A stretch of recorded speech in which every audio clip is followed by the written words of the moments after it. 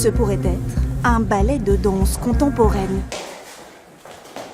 Mais rien n'est chorégraphié, tout est improvisé. C'est Mathieu Hérault, chorégraphe professionnel, qui guide ses stagiaires d'un jour dans l'apprentissage de l'improvisation silencieuse.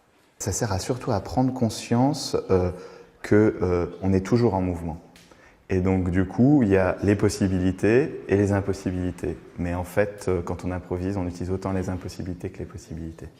Une performance après l'autre. On est toujours libre d'accepter ou pas la proposition des autres. Les danseurs doivent lâcher prise. Et peu à peu, le jeu des corps s'installe.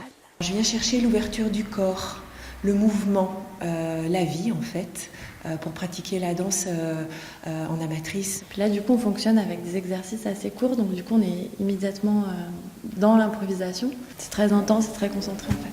Une scène ouverte sur la ville, c'est l'idée originale du chorégraphe. Son point de départ, un constat. Près de 200 commerces vides dans le centre-ville. Choqué et décidé à agir, Mathieu Hérault parcourt la ville pendant 3 mois et finit par investir cette ancienne boutique, abandonnée depuis 9 ans, pour en faire un lieu de création inédit. L'idée était de se dire peut-être que ces lieux qui sont vides, qui visiblement ne marchent plus pour le commerce, peut-être qu'on peut y proposer autre chose. Et le titre, le magasin, ça donne un peu cette idée qu'il va y avoir quelque chose à vendre. Mais nous, en fait, on n'y vend rien à part un temps de présence au quotidien. Faire circuler cette énergie.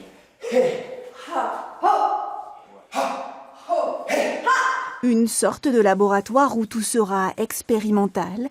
Chaque semaine, un artiste différent tiendra le magasin.